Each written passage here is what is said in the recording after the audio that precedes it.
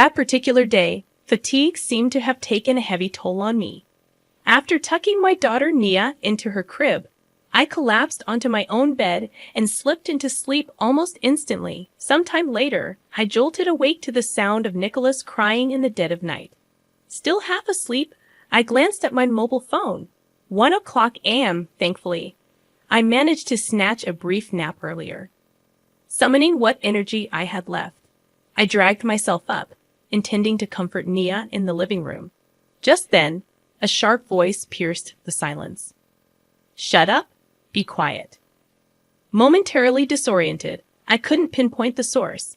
Perhaps it was my mother-in-law Jamie, I reckoned, yelling from her room. "Yes, I'm coming to soothe her now," I mumbled, opening the living room door. To my shock, Jamie stood over the crib, glaring at Nia. Without a second thought, she struck Nia's face. "What are you doing?" I erupted, my voice resonating louder than ever. Jamie seemed taken aback for a fleeting moment. "Why didn't you soothe her sooner? This child is so noisy," she retorted, her voice tinged with panic. Rushing to shield Nia from Jamie's aggression, I couldn't fathom the situation. Hitting a baby? It was incomprehensible. My name is Candice, a 28-year-old housewife. Once an office worker, I now focus on household chores and childcare during my maternity leave. My husband, Miles, and I moved in with Jamie, my mother-in-law, about a year ago. With Miles frequently away due to his demanding job and his concern for leaving me alone during pregnancy, coupled with Jamie's solitude following my father-in-law's passing, we decided to live together. Initially, things went smoothly, but gradually, Jamie's true colors surfaced, and truth be told, I struggled. "Candy, you're awfully slow at housework, aren't you? Can't you prepare better meals?" Her criticisms echoed incessantly. I apologize for the confusion, but it seems like there are some repeated sentences and inconsistencies in the provided text. However, based on the available information, here's a revised version. I regret to say that Jamie consistently harassed me whenever an opportunity arose. While Willis, her husband, was still alive, I had no issues during visits to my in-laws' house, and I didn't particularly dislike Jamie at that time. However, after Willis passed away, and we started living together, Jamie transformed into an unbearably selfish and rude presence in my life. "Hurry up with the housework. You're really useless, you know." She would insult me with remarks that went beyond the realm of household chores. As I was pregnant, it was only natural for me to be slower with tasks. But Jamie seemed indifferent to that reality. Her focus appeared to be on relentlessly harassing me, with Miles frequently away on business trips, returning home only around midnight, even when not traveling. I found myself spending most of my days with Jamie. I clung to the hope that things would change once the baby arrived. I believed that living with her grandchild would soften Jamie, despite her rough demeanor. Desperately holding onto that hope, I consulted Miles about it on WhatsApp, ensuring not to disrupt his work. He expressed genuine regret, wishing he could be there for me during tough times. He also took care to admonish Jamie when they met, providing me with a slight sense of relief. Having Miles on my side made it somewhat more bearable when Jamie scolded me for not handling housework well enough during pregnancy. Eventually, I safely gave birth to a healthy baby girl. Blessedly, Miles managed to obtain permission from his company, citing the birth of our child. He left work early and rushed to the hospital just before I gave birth.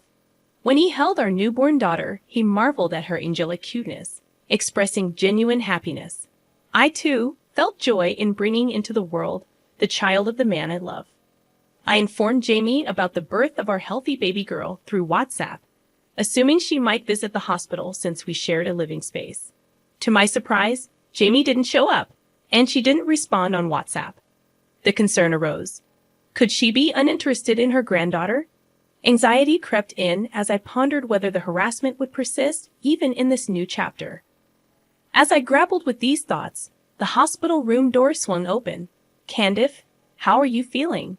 "Wow, what a cute baby. It's a girl, right? She's going to be beautiful." It was my sister-in-law, La, who came to visit. La, kind and cheerful, had always been supportive. Married with children herself, I had decided to turn to her for parenting advice. "What's her name?" she inquired. Miles, and I had chosen the name Nia. "Oh, that's a nice name. Wait, hasn't Mom come?" I explained that I had contacted Jamie, but received no response. La chuckled. "She's really a pain sometimes, isn't she? Unpredictable and lacking common sense." I agreed, appreciating La's straightforward nature. She had once encouraged me to vent to her about living with Jamie, understanding Jamie's difficult personality. La refrained from admonishing Jamie unless absolutely necessary, knowing it could backfire on me. Little did I know that life would become more challenging after Nicholas was born. Upon returning home from the hospital with Nicola, Jamie seemed to ignore the baby's existence entirely. Instead, she demanded, "Hurry up and clean." Stunned, I placed Nicola in her crib and began cleaning. Jamie, about 5 minutes later, started yelling, "Candy, come here." Perplexed, I approached, and Jamie complained about the baby's crying. "Do something about her," she insisted, referring to Nicola as that baby and treating her as a nuisance. Jamie's mistreatment continued, criticizing Nicola's cries and yelling derogatory remarks. Each time Jamie yelled, Nicola cried louder, creating an uncomfortable atmosphere. Frustrated, I implored, "Her name is Nicola. Can you please call her by her name?" "Shut up. Don't tell me what to do. You're her mother. It's your job to take care of her and make sure I'm comfortable," Jamie retorted. "Look, she's crying again." Nicola's cries had escalated due to Jamie's harsh words, creating a distressing environment for both the baby and me. After putting Nicola to bed, I had to halt my chores and attend to her soothing needs. Yet even this interruption incurred Jamie's displeasure. Upon returning to my chores after settling Nicola, Jamie exclaimed, "Ah, this is really in the way. Takes up so much space," as she kicked the crib. The crib shook, and Nicola woke up crying again. "What are you doing, Jamie? Shut up. It's your fault for insisting on putting such a big thing here," I retorted, exasperated. Yet it was Jamie who had suggested placing the bed in the living room to mitigate noise disturbances at night. "Are you complaining to me now? Stop arguing and soothe that noisy child," Jamie snapped, referring to Nicola in a derogatory manner. The situation felt untenable. Balancing household chores and childcare without incurring Jamie's wrath was proving increasingly challenging, and my exhaustion mounted. The constant criticism added to the strain. If I focused too much on childcare, I'd be scolded for being slow at housework, I lamented internally. And if I focus on chores, I'd be berated for my parenting, I added, feeling the weight of the conflicting expectations. With Miles away on a business trip for about 2 months, I felt the burden keenly. Attempts to seek solace and guidance from him over WhatsApp and phone calls were met with apologies and brief conversations. His apologies only added to my guilt, knowing he was working tirelessly for our family. Then, fatigue and stress reached a breaking point one night. Exhausted, I fell asleep soon after putting Nicola in her crib. In the wee hours, Nicola's cries roused me from slumber. Groggy, I checked my phone. 1 a.m., thankfully. I had managed a brief nap earlier. Summoning what little energy remained, I prepared to soothe Nicola in the living room. However, my efforts were interrupted by a commanding voice shouting, "Shut up, be quiet." Confused, I initially thought Jamie was berating me from her room. Resignedly, I responded, "Yes, I'm coming to soothe her now," and opened the living room door. To my shock, Jamie stood over the crib, glaring at Nicola. Without warning, she struck Nicola's face, prompting me to erupt in protest louder than ever before. Jamie seemed momentarily surprised by my outburst, caught off guard by the force of my reaction. "Why didn't you soothe her sooner? She's so noisy, this child," Jamie yelled back in a panic. Reacting swiftly, I rushed to the crib, lifting Nicola to shield her from Jamie's unwarranted aggression. The disbelief struck me hard. Hitting a 3-month-old baby. Could this person really be human? Nicola's cries escalated to a pitch I had never heard before, and her tiny face had turned a shade of red that sent shivers down my spine. In immediate distress, I dialed an ambulance. At the hospital, the doctor examined Nicola and assured me that, while her face was red, there was no concern about bruises or injuries. A wave of relief washed over me, but I felt on the verge of collapsing. The doctor inquired, "What happened? Did you drop her on the floor or something?" I explained the situation to the doctor when my sister-in-law, entered the room. In my panic, I had called Illa while in the ambulance. Miles was on a business trip and couldn't come immediately, so I reached out to Illa despite the late hour.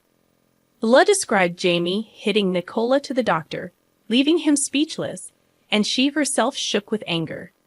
The next day, I returned home with Illa, bracing myself for the confrontation. I entered the house alone, and Jamie, acting as if nothing happened, continued harassing me as usual. "You're late. Hurry up and make breakfast. You missed taking out the trash because you came home in the morning. You really can't do housework," she berated. Exasperated, I interjected, "Enough. Did you forget what happened yesterday? You hit a 3-month-old baby, remember? How can you act so normally? First, apologize for yesterday." Jamie's face reddened with anger. "What? Why should I apologize? That child was the noisy one. I just slapped her because she wouldn't listen.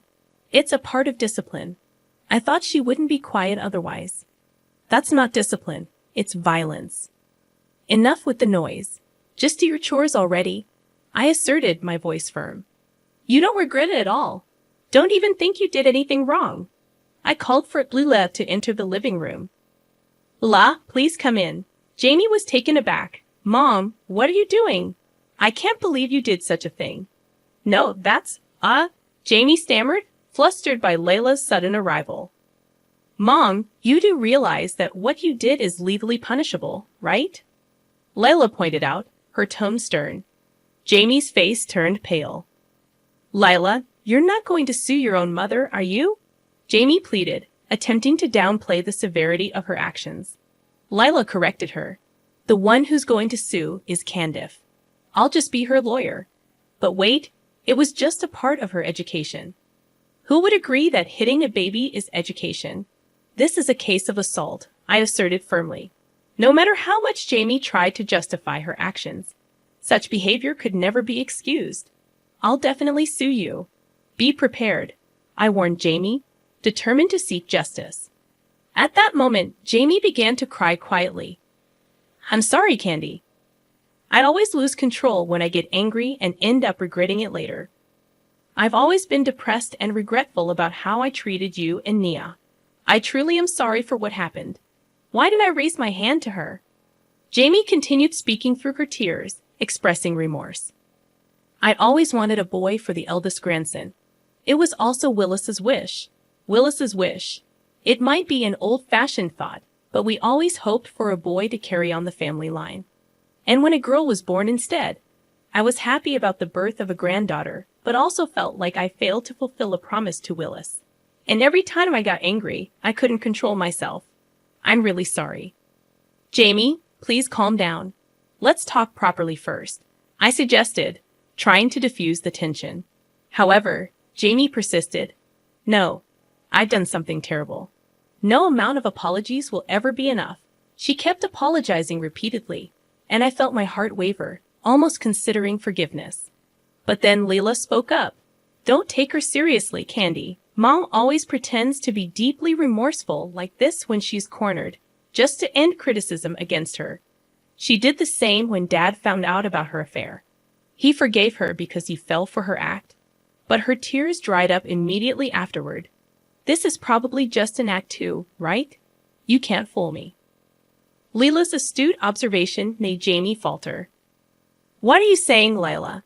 I examined Jamie closely, realizing that the tears that were flowing heavily just a moment ago had already dried up. It was likely fake crying. "Jamie, I can't forgive you anymore. How twisted can you be to try to weasel out of what you've done? Wait a minute. I'm not trying to escape anything, okay? Okay, I understand, but we've already decided to take legal action," I asserted.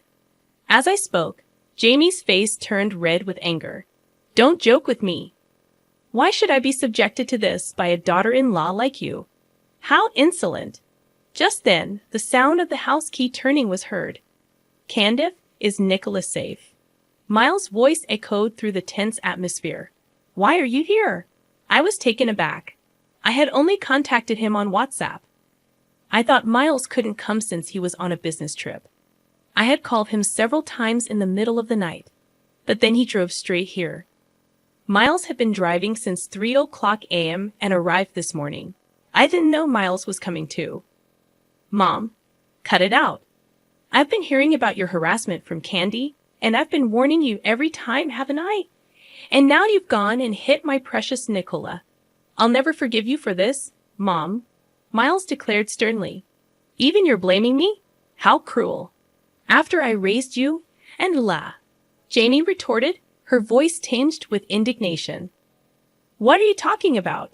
You always left us with Aunt to play around. Our memories are filled with the meals Aunt cooked, not you, Mom. Just give it up. Besides, I think the doctor already reported it yesterday. The hospital knows Mom hit her, so I think it's just a matter of time before the police come. Bella chimed in, her tone resolute. No, wait. You're okay with your mother being arrested? I'd rather not have someone who hits a 3-month-old baby around. No matter what you say, Mom, you have no one on your side now, Miles countered, his voice unwavering. Jamie finally seemed to understand her situation, her face pale and slumped. Soon, the police arrived, and Jamie was arrested. As a first-time offender, she received a suspended sentence. However, Miles and Ella cut ties with her and issued restraining orders against her. Miles moved out of the in-laws' house with me and Nicola, renting an apartment while looking for a permanent place. We stayed briefly with Lula, which was a great help. Candice, I'm really sorry for everything. I'll take parental leave if I can't get it. I'll change departments or even jobs to ensure Nicholas's safety, Miles promised earnestly. His dedication filled me with hope. His company had some issues with the working environment, and he couldn't get parental leave, so he resigned and found another job. Now he comes home on time, helps with Nicola and the housework. We live in a high-rise near Liz family, often gathering for meals or enjoying barbecues. I don't know what's become of Jamie, but I heard from neighbors that after her arrest, she's become completely isolated and doesn't go out anymore. Prideful Jamie probably can't bear being known as someone who did such terrible things. Well, it doesn't matter to me anymore. She doesn't know where we moved, so there's no chance of meeting her unexpectedly. I plan to live happily, supporting each other as a family with Miles, Nicola, and Lila's family.